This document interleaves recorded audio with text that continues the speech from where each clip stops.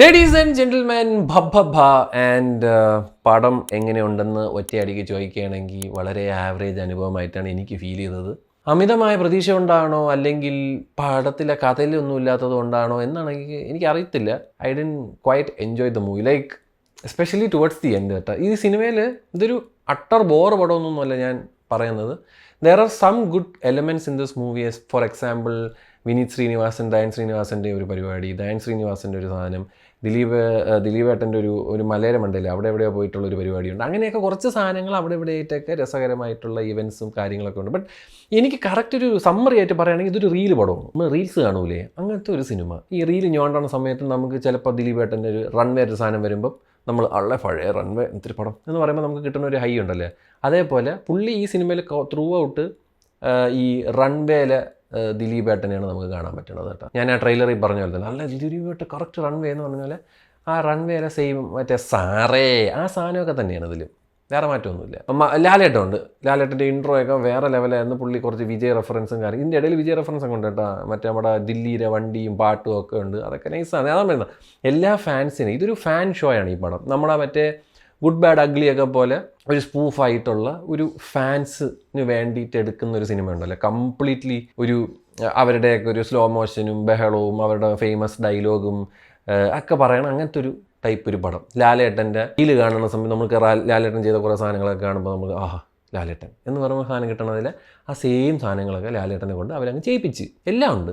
അത് നിങ്ങൾ പോയി എൻജോയ് ചെയ്യുക. ഞാൻ പറയും ഇത് പക്ക ഫാൻ പടമാണ്. ഇതിൽ നമുക്ക് കഥേനൊന്നും ഭയങ്കര കഥ തന്നെ CID മൂസയിലുള്ള ഒരു സാധനമുണ്ട്, ഒരു സാധനം ഉണ്ടല്ലോ, ഒരു കാർ അടിച്ചുകൊണ്ട് പോകണം. അത് ആ പരിപാടീനെ ഒന്ന് എലാബറേറ്റ് ചെയ്തിട്ടൊരു പരിപാടി. എന്നിട്ട് അതിൽ കുറച്ച് ഞാൻ പറയും ഇതിൽ ഒരു ക്ലീഷേ ബ്രേക്കിംഗ് എന്നൊക്കെ പറയുന്നുണ്ടെങ്കിൽ പോലും കുറേ ക്ലീഷയുണ്ട്. ഇതിൽ അവസാനം മറ്റേ സെക്കൻഡ് പാർട്ടിൻ്റെ അത് കട്ട ക്ലീഷയാണ്. അത് എന്തിനാണ് നിങ്ങൾ ക്ലീഷേ ബ്രേക്കിംഗ് എന്ന് പറയുമ്പോൾ എന്തിനാണ് അങ്ങനത്തെ ഒരു ക്ലീഷ കൊണ്ട് വയ്ക്കുന്നത്? ഇതിൻ്റെ സെക്കൻഡ് പാർട്ടൊന്നും എനിക്ക് ദൈവത്തിനകത്ത് കാണണ്ട. ഈ ഒന്നാതെ ഈ പടത്തിന് ഒരു എന്താ പറയുക ഭയങ്കര ചെറിയ ഒരു ത്രെഡാണ് ഉള്ളത്. ആ ത്രെഡിനെ നമുക്ക് ഇത്രയും എലാസ്റ്റിക് പോലെ വലിക്കുമ്പോൾ തന്നെ കുറച്ചൊക്കെ കഴിയുമ്പോൾ നമുക്ക് എത്രയും പെട്ടെന്ന് തീർന്നാൽ മതി എന്നായിരിക്കും. അപ്പോഴാണ് ഇനി സെക്കൻഡ് പാർട്ട് എന്ന് പറഞ്ഞിട്ട് ഈ വേൾഡിനെ കുറച്ചും കൂടെയൊക്കെ അവർ ബിൽഡ് ചെയ്യാൻ ശ്രമിക്കുന്നത്. ഫോഴ്സ്ഡ് ആയിട്ടാണ് ഫീൽ ചെയ്യുക. പിന്നെ ഫോഴ്സ്ഡ് ആയിട്ടുള്ള ഒരുപാട് കാര്യങ്ങളുണ്ട്. മറ്റേ കംബാക്കിനെ പറ്റി പറയുന്ന കുറേ ഫോഴ്സ്ഡ് ആയിട്ടുള്ള കാര്യങ്ങൾ, പുതിയ പിള്ളേരെ നിനക്ക് അറിയൂടാന്ന് പറയുമ്പോൾ ഉള്ള കുറേ സാധനങ്ങൾ. ഞാൻ പറഞ്ഞു എന്തിനാണ് ഇങ്ങനെ ഈ സാധനമൊക്കെ നിങ്ങൾ എന്തിനാണ് ഇങ്ങനെ പേഴ്സണലി എടുക്കുന്നത്? Just leave it man. പുതിയ പിള്ളേർ വന്നാൽ പുതിയ പിള്ളേർ വരട്ടെ, യൂട്യൂബേഴ്സ് വന്നാൽ അവരെ അങ്ങനെ അതിൻ്റെ പാടിന് വിട്, എല്ലാവരെയും അതിൻ്റെ പാടിന് വിട്. ഞാൻ പറയാം നമ്മളുടെ സിനിമ എന്ന് പറയുന്നത് it's a place where we have to showcase our talent rather than putting a statement. ചെയ്യാം, അത് ഇല്ല എന്നൊന്നും പറയുന്നില്ല, പക്ഷേ അത് ചെയ്യുമ്പോൾ ഭയങ്കരമായിട്ടൊരു കല്ലുകടിയാണ്. നമുക്ക് തന്നെ അത് മനസ്സിലാവും. ഞാൻ പറ്റേ ദുരന്തർ സിനിമയിൽ ഞാൻ പറഞ്ഞില്ല, മറ്റേ പുള്ളിയുടെ പൊളിറ്റിക്സ് അത് വളരെ മുഴച്ച് നിൽക്കുന്നുണ്ടെങ്കിൽ പോലും അതിൻ്റെ മേക്കിങ്ങും കാര്യങ്ങളും ഒരു പുതുമ ഉള്ളതുകൊണ്ട്, അല്ലെങ്കിൽ അതിൻ്റെ ഒരു അത് കഥ നരേറ്റ് ചെയ്യുന്ന സാധനമൊക്കെ കുറച്ചൊരു ഒരു ഫ്രഷ്നെസ് ഉണ്ട്. ഈ പടത്തിന് ഒരു ഫ്രഷ്നെസ് ഇല്ല. There are few things which is nice. മറ്റേ ഇൻ്റർവെൽ പരിപാടിയുടെ മുന്നേ ഉള്ള പഴയ പാട്ടുകളുടെ റീമിക്സ് ഒക്കെ ഇട്ടിട്ടുള്ള ഒരു ഫൈറ്റ് സീക്വൻസ് ഒക്കെ അതൊക്കെ നൈസായിട്ട് തന്നെയാണ് കോറിയോഗ്രാഫി ചെയ്തിരിക്കുന്നത്. പക്ഷേ എന്നാൽ ക്ലൈമാക്സ് ഫൈറ്റ് ലാലേട്ടനെ വെച്ച് ചെയ്തിരിക്കുന്നത് അത് ലാലേട്ടനെ കൊണ്ടൊരു ഡയലോഗ് പറയിപ്പിച്ചാൽ പോലും പിന്നെ അതും അങ്ങനെയും പറയാൻ പറ്റില്ല. ഈ പടത്തിൽ തന്നെ ആദ്യം തന്നെ എഴുതി കാണിക്കുന്നത് നോ ലോജിക് ഓൺലി മാഡ്നസ് എന്നാണ്. അപ്പോൾ തന്നെ ആ ഒരു ലോജിക്കൽ ഫാക്ടറും കാര്യങ്ങളൊക്കെ പോയി. ഓക്കെ, അപ്പം പിന്നെ ഞാൻ പറയേ ഫാൻസിനെ തൃപ്തിപ്പെടുത്താനായിട്ടുള്ള എല്ലാ സാധനങ്ങളും വെച്ചിട്ടുണ്ടാക്കിയ ഒരു പടം. അപ്പോൾ നിങ്ങൾ ട്രൂലി ഒരു ഹൈ ഭയങ്കര ഒരു ഫാനാണെങ്കിൽ ഡെഫിനറ്റ്ലി ഞാൻ പറയാം എനിക്ക് ലാലേട്ടൻ്റെ മറ്റേ സാധനങ്ങളൊക്കെ ഞാൻ എൻജോയ്, ബിക്കോസ് ഞാനൊരു ലാലേട്ടൻ ഫാനാണ്. അപ്പം പുള്ളി പഴയ ചെയ്ത കാര്യങ്ങളും പുള്ളിയുടെ സ്ക്രീൻ പ്രസൻസൊക്കെ കണ്ടുകൊണ്ടിരിക്കാൻ ഭയങ്കര രസമാണ്. അത് ഞാൻ എൻജോയ് ചെയ്തേ. അതല്ലാതെ ഇതൊരു അത്യുഗ്രൻ പടമൊന്നും എനിക്ക് പറയാനില്ല. ഞാൻ അങ്ങനെ പ്രതീക്ഷിച്ചായിരുന്നു. എനിക്ക് ആ ട്രെയിലറും കാര്യങ്ങളൊക്കെ കണ്ടപ്പോൾ I felt this is something new, something fresh, but it is the same mould bomb കഥ in my opinion, in a different bottle. But ഞാൻ പറഞ്ഞേ നമ്മുടെ റൈറ്റേഴ്സൊക്കെ പുതിയ ആൾക്കാരാണ്, നൂറിനും ഫഹീമും. ഞാൻ അവരെ കണ്ടിട്ടുണ്ട്, പരിചയപ്പെട്ടിട്ടുണ്ട്. This is the first one. May be അടുത്തത് നമുക്ക് ഞാൻ പറയാം ഈ ഒരു ഇതിൽ നിന്ന് കിട്ടുന്ന ഫീഡ്ബാക്സൊക്കെ അവർക്ക് കുറച്ചും കൂടെയൊക്കെ ഒരു ക്ലാരിറ്റി വരുത്താനായിട്ട് അവർക്ക് കിട്ടുമായിരിക്കും. Take it like that. എല്ലായിടത്തും എനിക്ക് പറയണത് അതാണ്, നമ്മൾ തരുന്ന ഫീഡ്ബാക്കിന് നിങ്ങൾക്ക് അത് ജെന്യുവൻ ആണെന്ന് തോന്നുകയാണെങ്കിൽ you can take it or you can leave it, that's all up to you. പിന്നെ ബാക്ക്ഗ്രൗണ്ട് മ്യൂസിക് ചെയ്തിരിക്കുന്ന ഗോപി സുന്ദറാണ്. It was okay. പാട്ടുകൾ ഷാൻ റഹ്മാനാണ്. മറ്റേ ആ പാട്ടില്ല എന്നിട്ട് അഴിഞ്ഞാട്ടം, അത് അത്ര ഭയങ്കര സംഭവമായിട്ട് എനിക്ക് തോന്നിയില്ലെങ്കിലും ആ ലാലേട്ടൻ്റെ ഡാൻസൊക്കെ വേറെ ലെവലായിരുന്നു. അതാണ് ഞാൻ പറഞ്ഞത്, ഒരു പക്ക ഫാൻ പടമാണ്. അതിൻ്റെ ഇടയിൽ പിന്നെ കുറച്ച് പിന്നെ നമ്മുടെ ദേവ്ജി ആയിട്ട് തന്നെ വരുന്നുണ്ട്. നമ്മൾ അപ്പൂപ്പൻ ആൻഡ് ദ ബോയ്സ് ഒക്കെ കണ്ടവരൊക്കെ അറിയാം. പുള്ളിയെ പുള്ളിയുടെ കുറേ സാധനങ്ങളുണ്ട്. എനിക്കൊരു കാര്യം പറയാനുണ്ട്, പക്ഷേ ഞാനിപ്പോൾ പറയുന്നില്ല. അതേ സാധനം തന്നെയാണ് പുള്ളി അതിൽ പിടിച്ചേക്കുന്നത്. അതാണ് എല്ലാ ഈ പറയുന്ന റീൽസിലും നമ്മുടെ യൂട്യൂബിലൊക്കെ കണ്ട സാധനങ്ങളുടെയൊക്കെ ഒരു അവിയൽ പരിപാടിയിട്ടാണ് ഈ സിനിമ ചെയ്തു വെച്ചിരിക്കുന്നത്. പിന്നെ ചഞ്ചൽ വരുന്നുണ്ട്, റൺവേല വണ്ടി, പിന്നെ വാളയാർ കമ്പനി എന്നൊക്കെ ഞാൻ പറയാം, ഒരുപാട് റെഫറൻസ് ഇങ്ങനെ അതാണ് പറയുക, ഫുൾ ഓഫ് ഈസ്റ്റർ എഗ്ഗാണ് ഈ സിനിമ. ഒരു ഈസ്റ്റർ എഗ്ഗിൽ ഇങ്ങനെ ഒരു പടം ഉണ്ടാക്കാമെന്ന് നമുക്ക് പഠിപ്പിച്ച് തന്നിട്ടുണ്ട്. ഡയറക്ഷനും അത്യാവശ്യം നൈസായിരുന്നു. ധനഞ്ജയൻ ശങ്കർ എന്ന് പറയുന്ന മനുഷ്യന്, I think this is first movie. പിന്നെ സാൻഡി മാസ്റ്റർ ഉണ്ട് ഈ പടത്തിൽ, ഒരുപാട് പേരുണ്ട്. സാൻഡി മാസ്റ്റർ ഉണ്ട്, ബാലു വർഗീസ് ഉണ്ട്, പിന്നെ ദേവൻ, പിന്നെ എന്ന് പറയേണ്ട ഒരുപാട് ആൾക്കാരുണ്ട് കേട്ടോ കാസ്റ്റിങ്ങിൽ. You have a load of names. Riyas Khan, Ashokan, Baiju പുള്ളിയാണ് ഇതിലൊരു കീ റോള് ചെയ്തിട്ടുണ്ട്. സോ ഞാൻ പറയേ ഒരു പിന്നെ എഡിറ്ററിനൊരു സ്പെഷ്യൽ മെൻഷൻ കൊടുക്കണം, എഡിറ്ററിനും കൊടുക്കണം. അതേപോലെ തന്നെ എനിക്ക് സിനിമാറ്റോഗ്രഫി ചെയ്ത ആളെയും എനിക്ക് ഭയങ്കര ഇഷ്ടപ്പെട്ടു. വളരെ നല്ല ക്യാമറ വർക്കായിരുന്നു ഈ സിനിമ.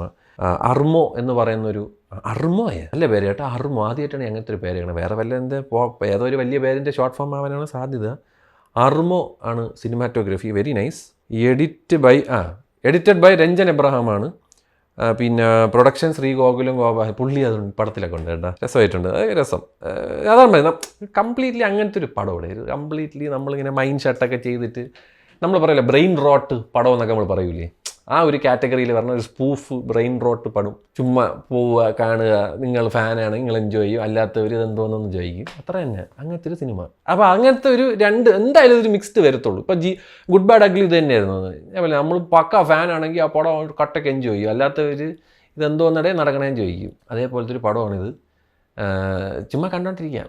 ഞാൻ ഒരു പോയിന്റിലൊക്കെ ലാസ്റ്റ് എന്തിനാണ് സംഭവിച്ചതെന്ന് ഒരു പിടിയില്ല. എന്തൊക്കെയോ അവർ ഉദ്ദേശിച്ചിട്ടുണ്ട്, പക്ഷെ അത് പ്രോപ്പർലി നറേറ്റ് ആയില്ല എന്നാണ് എനിക്ക് ഫീൽ ചെയ്തത്. ഞാൻ take these feedbacks in and improve in future എന്നാണ് പറയുന്നത്. നിങ്ങളെ എല്ലാവരുടെയും ഫസ്റ്റ് പടമാണ്. So all the best for the second പടം. പക്ഷേ ഇതിൻ്റെ സെക്കൻഡ് ഇറക്കരുത് എന്നെനിക്ക് താഴ്മയായിട്ടൊരു അപേക്ഷയുണ്ട്. അതെൻ്റെ പേഴ്സണൽ അപേക്ഷയാണ്. പിന്നെ ഒരു നടനെയൊക്കെ കൊണ്ടുവന്നിട്ടുണ്ട്. ഞാൻ പറഞ്ഞില്ലേ മടുത്ത് ഞാൻ പറഞ്ഞില്ലേ ഒരു സെക്കൻഡ് പാർട്ട്. ഇപ്പോൾ ആ ഒരു കഥയ്ക്ക് അങ്ങനെ ഒരു നാച്ചുറൽ ഫ്ലോയിൽ ഒരു വലിയ കഥേനെ നമുക്ക് 2 പാർട്ടാക്കാം. ഓക്കെ, പക്ഷേ ഫോഴ്സ്ഫുള്ളി ഒന്നും ഇല്ലാത്തതിനെ സെക്കൻഡിലോട്ട് തട്ടുന്നതിൽ എനിക്ക് അറിയത്തില്ല അത് എന്താണെന്ന്, എന്തിനാണത് ചെയ്യുന്നത്. It's A very cliché man. Second പാർട്ടും യൂണിവേഴ്സും എൻ്റെ കാഴ്ചപ്പാടിൽ ബോറായി തുടങ്ങി. മാർവലിൽ തന്നെ ഇപ്പോൾ ആരും യൂണിവേഴ്സ് ഫോളോ ചെയ്യുന്നില്ല. ഒരു ഡൂംസ്ഡേ കാണാൻ വേണ്ടി വെയിറ്റ് ചെയ്യുന്നത്. അതിൻ്റെ ഒരു ഹൈപ്പ് എന്തുകൊണ്ടെന്ന് വെച്ച് കഴിഞ്ഞാൽ അതിൻ്റെ ഒരു യൂണിവേഴ്സിൻ്റെ പരിപാടി ആയതുകൊണ്ടല്ല. Robert Downey Junior is coming back, നമ്മുടെ Chris Evans is coming back as Captain America. ഇതൊക്കെ ആയതുകൊണ്ടാണ് ആ നൊസ്റ്റാൾജിയ ഫാക്ടർ. ഇതിൽ ഒരുപാട് നൊസ്റ്റാൾജിയ ഫാക്ടർ ഉണ്ട്. റെഫറൻസ് ഫാക്ടർ, നൊസ്റ്റാൾജിയ ഫാക്ടർ, ആക്ടേഴ്സിൻ്റെ ഒരു കളി. ഞാൻ പറയും മൊത്തം ഈസ്റ്റർ എഗ്ഗാണ്.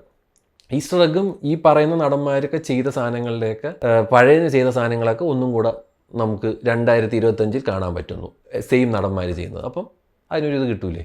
അങ്ങനെ ഒരു പടം ഞാൻ പറയാം, ഒരുപാട് എനിക്ക് അത്യാവശ്യം പ്രതീക്ഷയുള്ള ഒരു പടം വരുന്നുണ്ട്. I'm not gonna lie. Lalettan Dileep combination എന്നൊക്കെ പറയുമ്പോൾ നമ്മൾ 2-3 പടം കണ്ടിട്ടുള്ളത്, അതെല്ലാം ഹിറ്റാണ്. ഇവർ ഒന്നിച്ച മറ്റേ ചൈന ടൗണൊക്കെ. പക്ഷേ എന്താ എനിക്ക് ചുമ്മാ കുഴപ്പമില്ലാതെ കാണാം എന്ന് പറയുന്ന ഒരു സാധനം ഉണ്ടല്ലോ. One time watch, you have the time and the brain strength to watch a spoof movie, you can try this movie എന്നാണ് എനിക്ക് പറയാനുള്ളത്. ബബ്ബയെ പറ്റി നിങ്ങൾ സിനിമ കണ്ടവരാണെങ്കിൽ നിങ്ങളുടെ വിലയേറിയ അഭിപ്രായം താഴെ പറയുക. ഇത് എൻ്റെ സ്വന്തമായിട്ടുള്ള വ്യക്തിപരമായിട്ടുള്ള അഭിപ്രായമാണ്. അല്ലാതെ ഞാൻ ആരെയും തൊലയ്ക്കാനോ പഠിക്കാനോ ഒന്നും പറഞ്ഞതല്ല. നമുക്ക് അതിനുള്ള പരിപാടിയില്ല, നമ്മളത് ചെയ്യാനും ആഗ്രഹിക്കുന്നത് സാധാരണക്കാരനാണ്. ഏതൊരു മനുഷ്യനെ പോലെയും സിനിമ എൻജോയ് ചെയ്യുന്നൊരു വ്യക്തിയാണ് ഞാനും. അതേപോലെ ചിലത് എൻജോയ് ചെയ്യും, ചിലത് എൻജോയ് ചെയ്യാൻ പറ്റത്തില്ല. വളരെ മാന്യമായി നിങ്ങളുടെ ഇത് പറയുക. അല്ലാതെ എൻ്റെ വീട്ടിലിരിക്കണവരെയൊന്നും പറയല്ലേ, അവരൊന്നും ഇന്നും ചെയ്തിട്ടില്ല, അതുകൊണ്ട് അവരവരെ പാടിന് വിട്ടേക്കുക. എന്നെ വിളിക്കണമെങ്കിൽ വിളിച്ചു, അത് കുഴപ്പമൊന്നുമില്ല. അത് നിങ്ങളെ ഇഷ്ടം. നിങ്ങൾക്ക് ഒരാശം കൊള്ളണയാണല്ലോ, നിങ്ങളൊരു ഫാനാണ്, അതിന് എനിക്ക് മനസ്സിലാവും. എന്നെ വിളിച്ചോ, ബാക്കി വീട്ടിൽ ഇരിക്കുന്നവരെ വിളിക്കാതിരിക്കുക. എന്തായാലും എനിക്ക് വളരെ ആവറേജ് ആയിട്ടുള്ളൊരു സിനിമയായിട്ടാണ് ഈ സിനിമ ഫീൽ ചെയ്തത്. ഒന്നുകൂടെ എടുത്ത് പറയുന്നു. And bye bye, take care, love you all.